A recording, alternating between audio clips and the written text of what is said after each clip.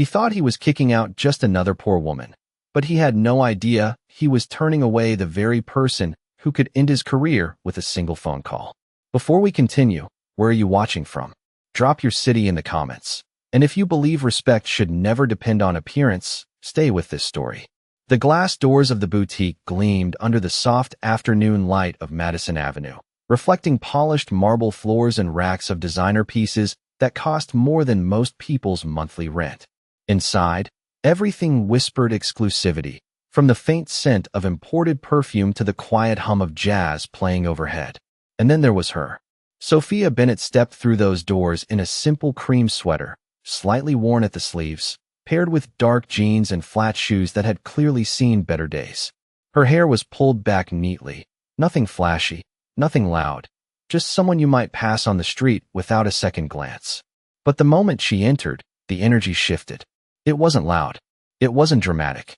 It was subtle, the kind of silence that carries judgment.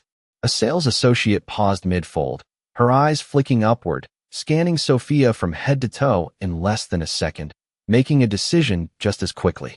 Another staff member leaned slightly toward her coworker, whispering something just quiet enough to avoid being heard, but not quiet enough to hide the smirk that followed. Sophia didn't react. She simply walked forward, her eyes steady, her posture calm, as if she belonged there just as much as anyone else browsing those racks. "Can I help you?" the associate finally asked, her tone polite on the surface but edged with something colder underneath. Sophia gave a small, composed smile. "Yes, I'm looking for the limited silk evening collection. I heard you just received the new line." For a brief moment, something flickered across the associate's face, surprise, maybe even confusion. That collection wasn't advertised. It wasn't displayed. It was reserved.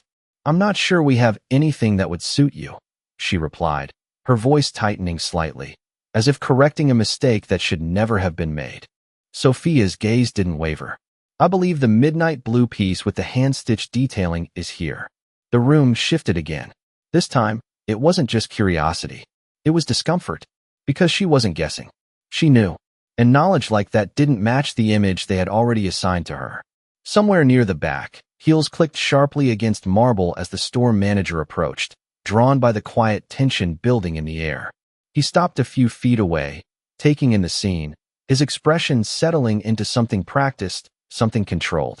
But behind it, there was already judgment. And in that moment, without realizing it, he made a decision that would echo far beyond that boutique's polished walls. The room held its breath, even if no one noticed it yet. The manager's polished shoes stopped just inches from Sophia, his reflection faintly visible in the marble beneath them as he adjusted the cuff of his tailored jacket with deliberate calm. The kind of calm that comes from believing you are always in control, and especially in control of who belongs and who does not. "Is there a problem here?" he asked, his voice smooth but carrying just enough authority to draw attention from nearby customers who had already begun to sense something unfolding. The associate stepped back slightly, relieved to hand over the situation. "She is asking about the private collection," she said, her tone carefully neutral, but her eyes betraying the same quiet dismissal. The manager's gaze settled on Sophia, not with curiosity, but with assessment, a quick calculation that reduced her to what he believed she was worth in less than a second. "Our limited pieces are reserved for clients with prior appointments," he said, offering a tight smile that never reached his eyes. "We like to maintain a certain experience for our guests."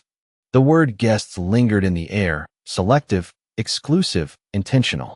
Sophia nodded once, slowly, as if absorbing every word. "I understand," she replied, her voice steady, almost too calm for the tension building around her. "But I was told this location had the piece available." The manager's smile sharpened, just slightly. "I am sure.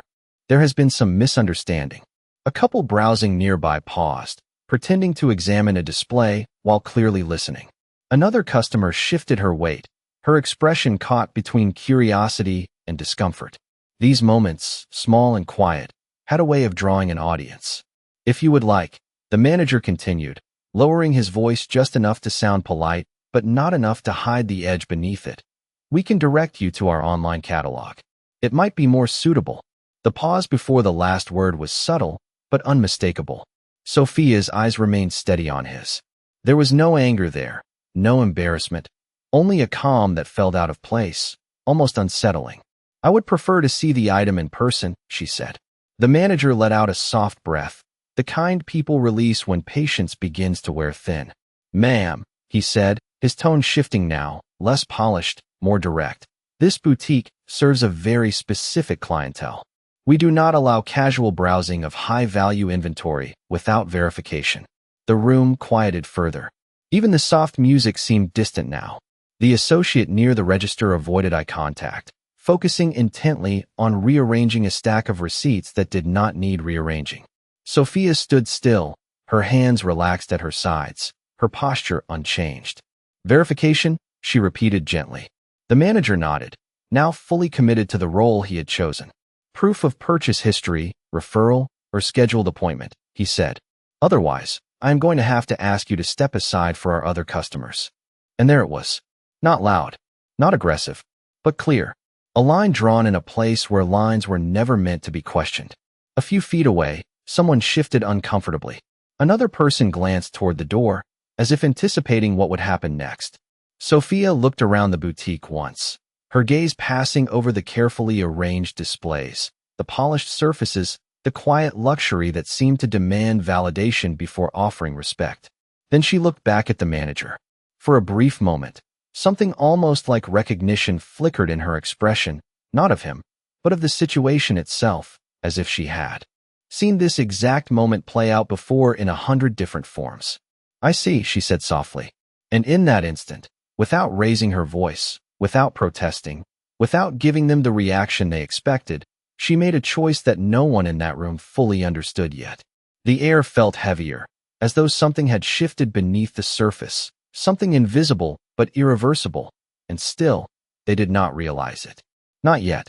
For a moment, no one moved, as if the entire boutique had quietly agreed to witness how far this would go, and the manager, sensing the attention, straightened his posture slightly, reinforcing the invisible boundary he had just drawn, convinced that authority alone would settle the situation.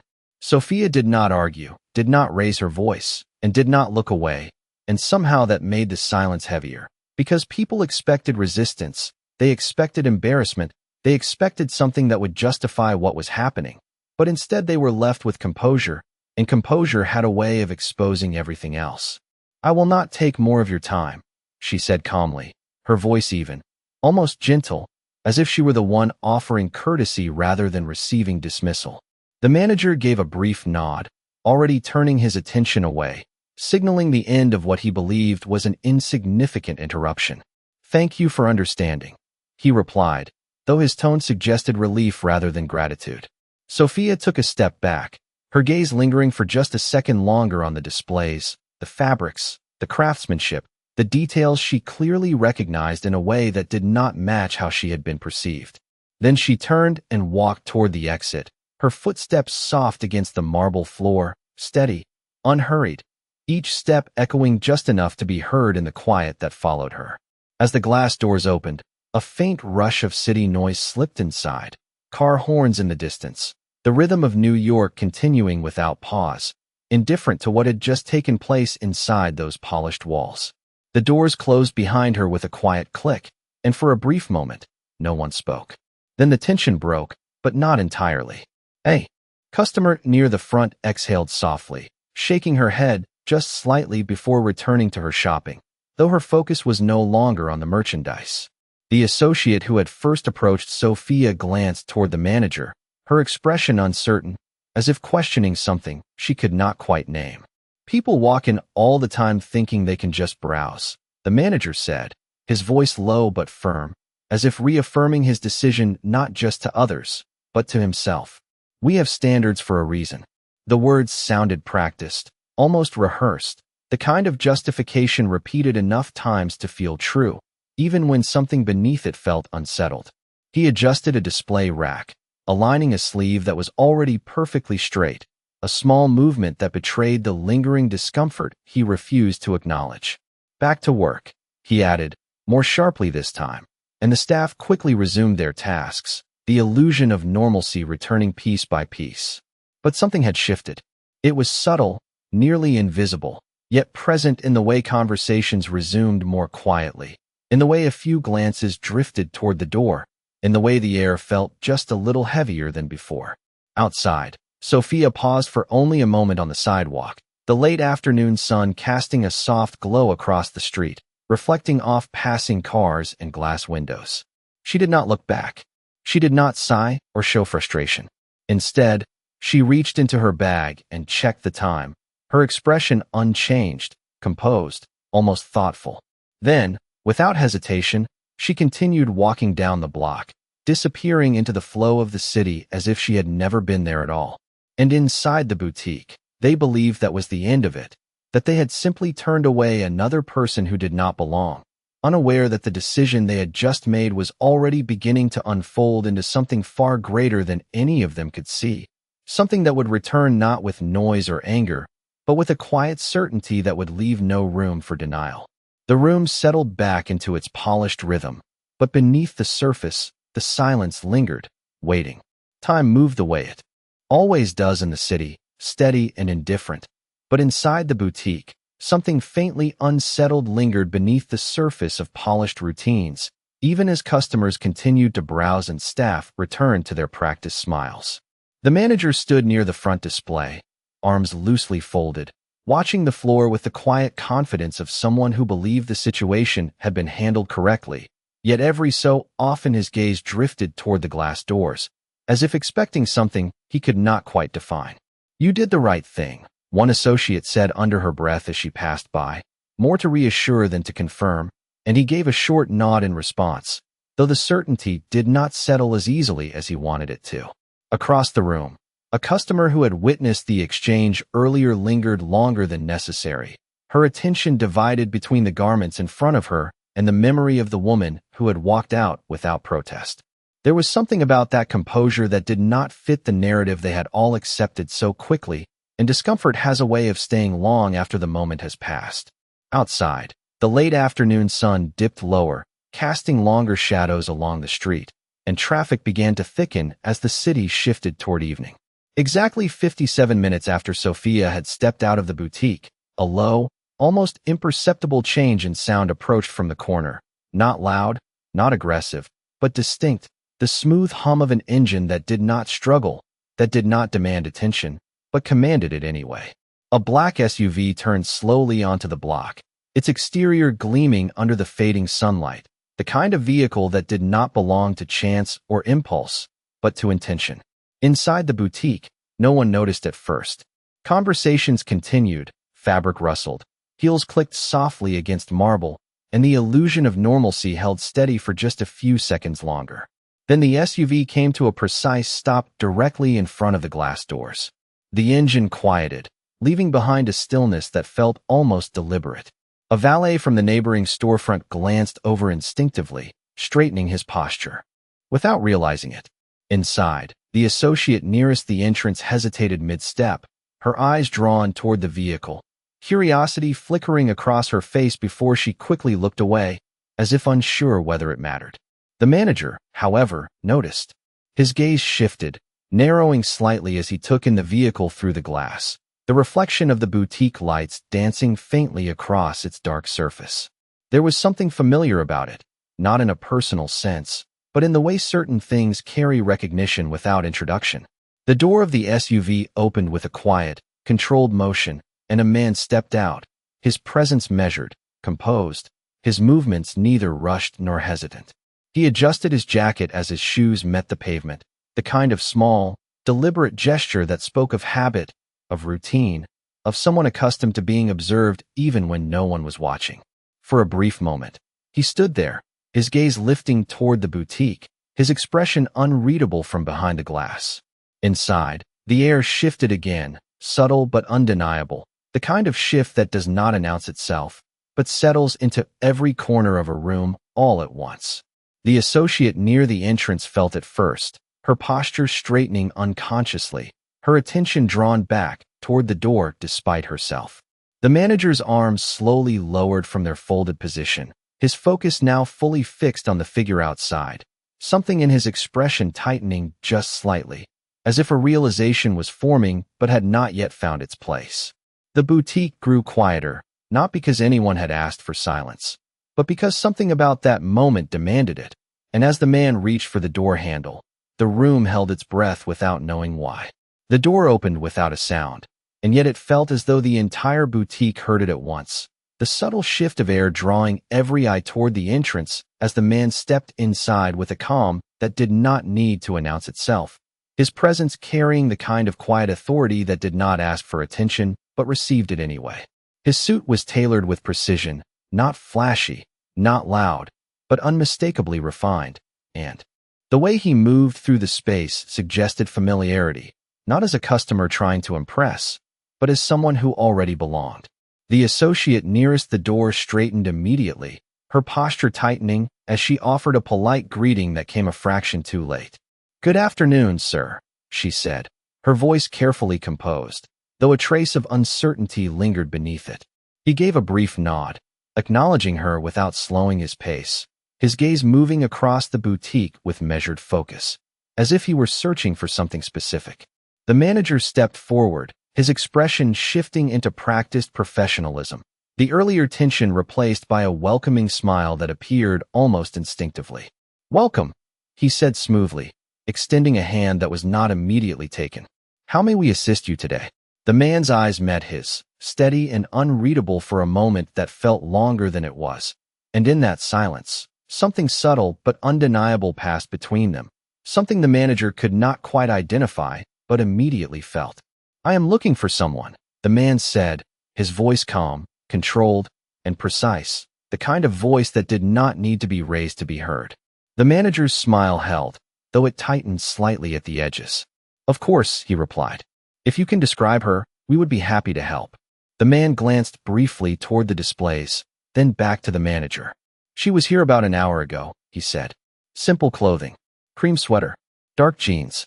The description landed heavier than expected, and for a brief moment, the room seemed to contract, the earlier scene replaying itself in the minds of those who had witnessed it. The associate near the register froze mid-motion, her hands hovering over a folded garment as realization flickered across her face. The manager's expression did not break, but something behind it shifted, a flicker of recognition followed quickly by something closer to unease. "I see," he said carefully. "And may I ask your relation to her?" The man did not hesitate. "She is my wife."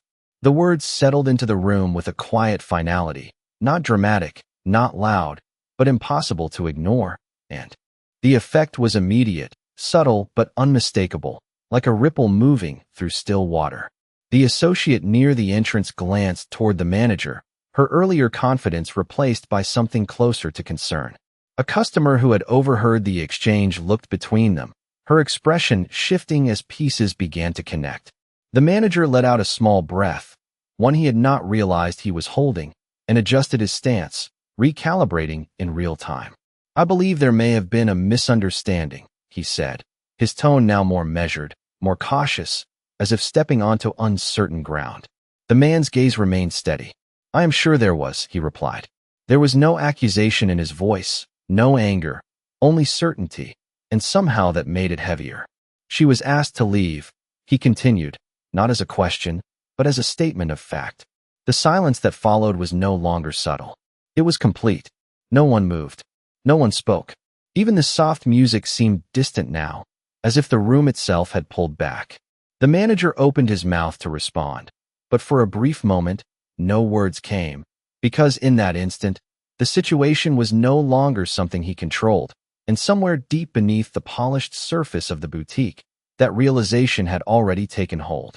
The manager finally found his voice, but when he spoke, the confidence that had once defined his tone was no longer fully intact, replaced by something more cautious, more deliberate, as if each word now carried weight he had not anticipated.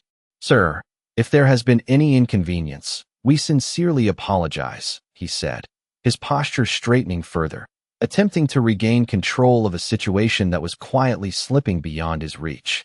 The man did not move, did not soften, his gaze steady, almost analytical, as though he were observing more than just the words being said. "Inconvenience," he repeated calmly, letting the words settle in the air before continuing. "That is an interesting way to describe what happened." The room remained still, every sound muted beneath the tension that had now fully taken hold. The associate near the register lowered her eyes, her earlier composure replaced by a quiet unease that she could not hide.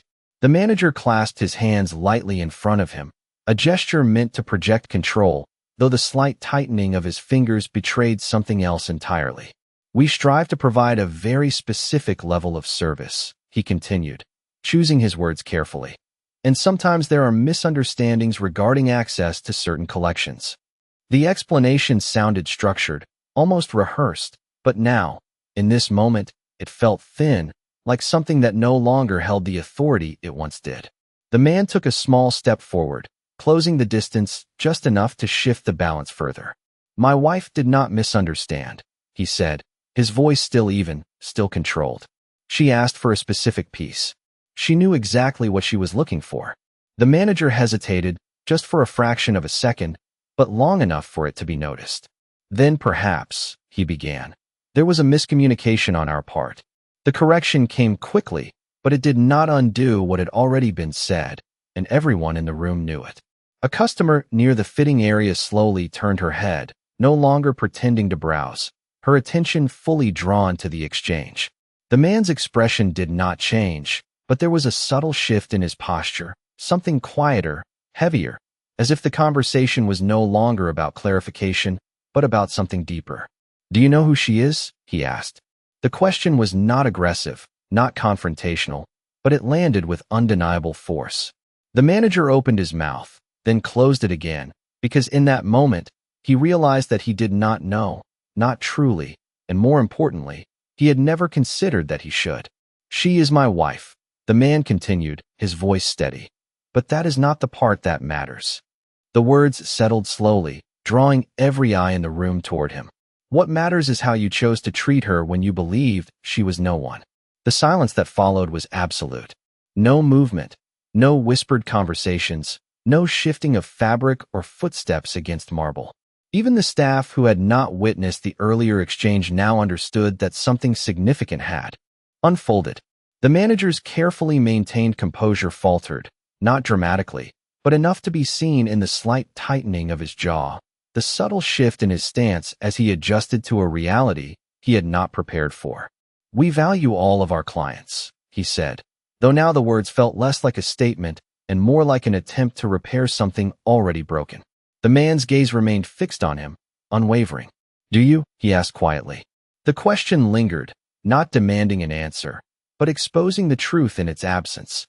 And in that moment, the boutique, with all its polished surfaces and curated elegance, felt smaller, quieter, as if the illusion it had carefully maintained was beginning to crack under the weight of something far more real than appearances. And still, beneath it all, one fact remained unchanged, one detail that had not yet been spoken aloud, one truth that had the power to shift everything once more, and the man knew it. The man let the silence linger just long enough for its weight to settle fully into the room, his gaze never leaving the manager, and then, without raising his voice, without shifting his composure, he spoke again, this time with a clarity that felt deliberate, as if each word had been chosen long before this moment ever arrived. "There is something else you should understand," he said calmly. The manager straightened slightly, instinctively bracing for what he sensed was coming, though he could not yet define it. The staff nearby remained still, their earlier movements forgotten, their attention fixed entirely on the exchange unfolding before them. The man reached into the inside pocket of his jacket with a slow, controlled motion, not dramatic, not hurried, but purposeful, and for a brief second, the room seemed to hold its breath again. He withdrew a small, sleek card, its surface matte black, minimal, unassuming at first glance, yet carrying a quiet significance that was not immediately obvious until it was. He held it between his fingers for a moment, then extended it toward the manager. "You might want to take a closer look," he said. The manager hesitated, just slightly, before accepting it, his fingers brushing the edge of the card as he glanced down, expecting perhaps a name, a title, something that would confirm what he already suspected. But what he saw instead caused something deeper to shift, something immediate and undeniable. The color drained just slightly from his face, not dramatically, but enough to be seen by those watching closely. His eyes moved across the card once, then again, as if needing to confirm what was written there. The name printed was unmistakable: Alexander Bennett.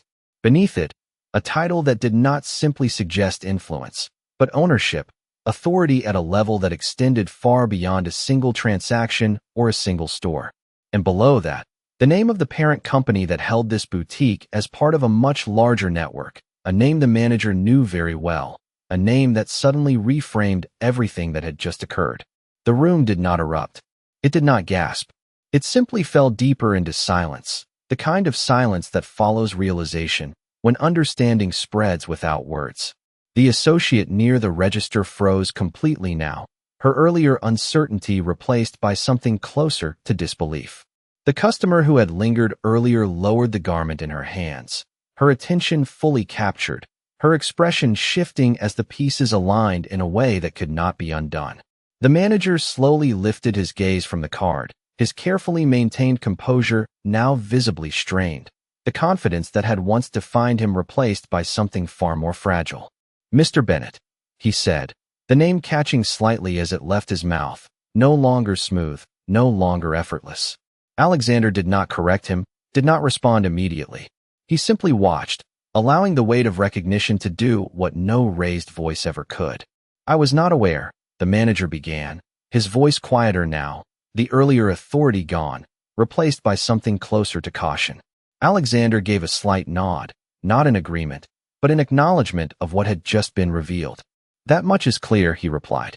His tone remained even, unchanged, but now every word carried a different gravity.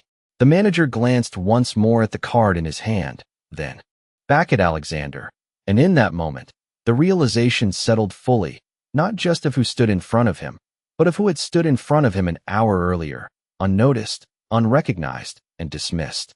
And somewhere in that realization, something irreversible took hold, something that no apology could fully undo, because this was no longer about a mistake, but about a choice that had already been made.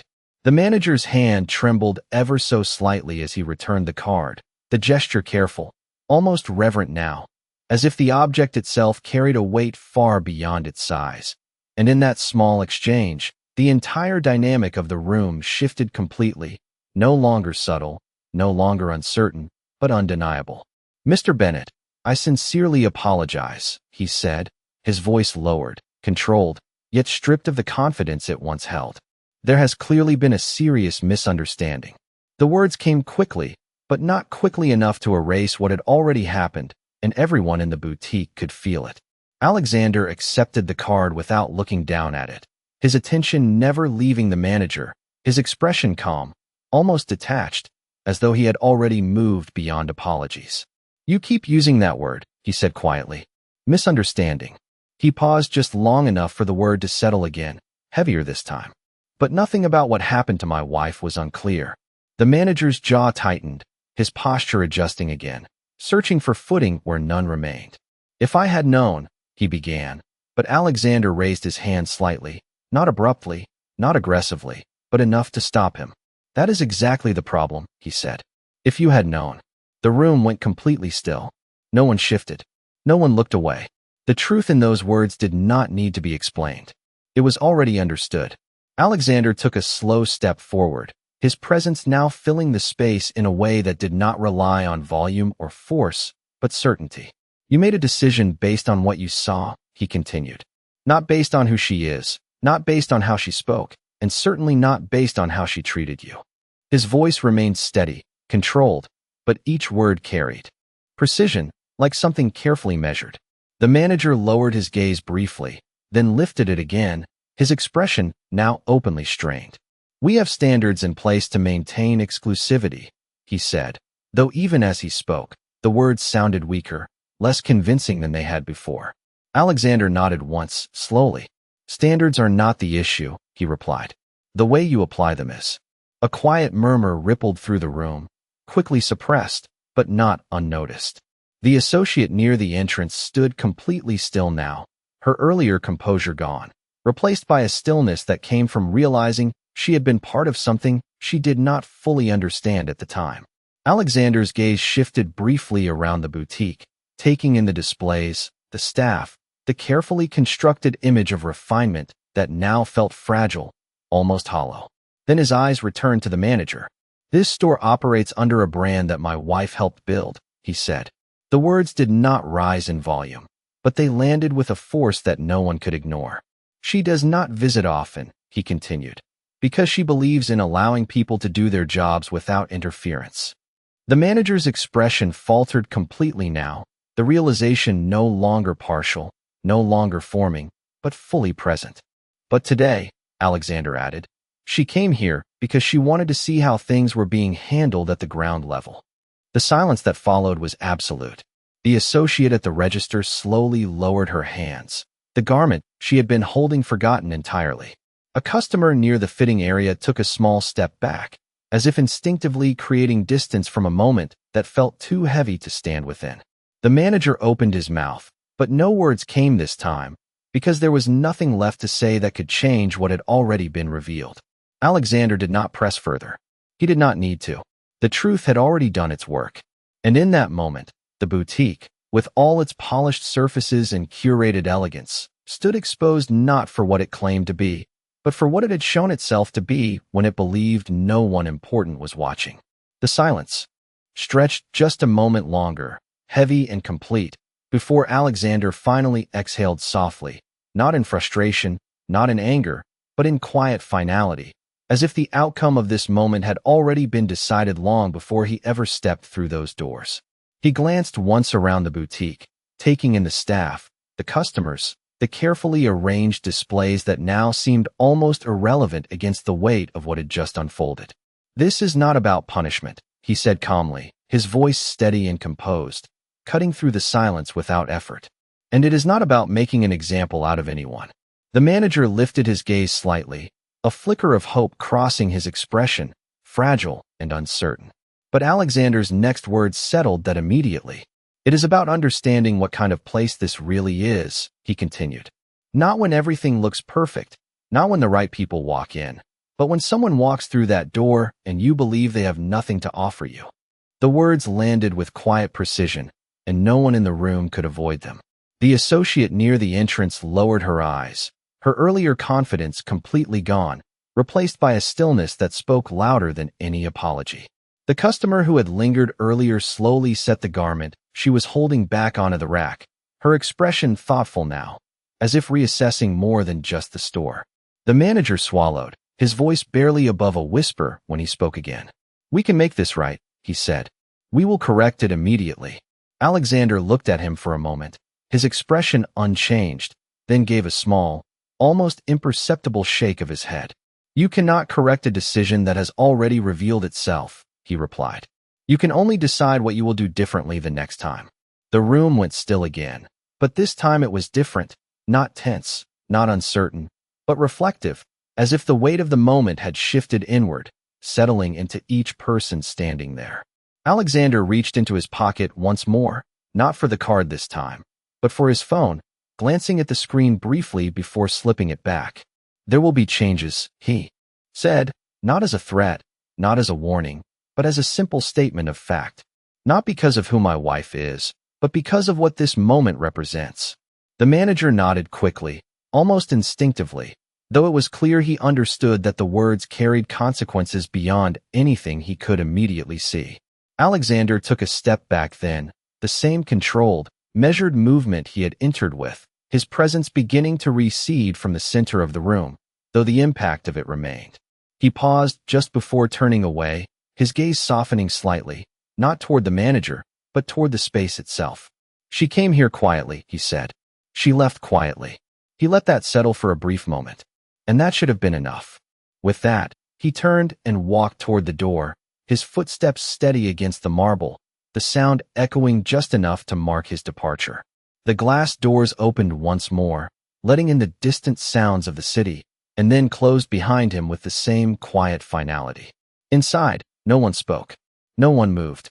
The boutique remained exactly as it had been before, the same lighting, the same displays, the same carefully maintained image, and yet it felt entirely different, as if something invisible had shifted permanently beneath the surface.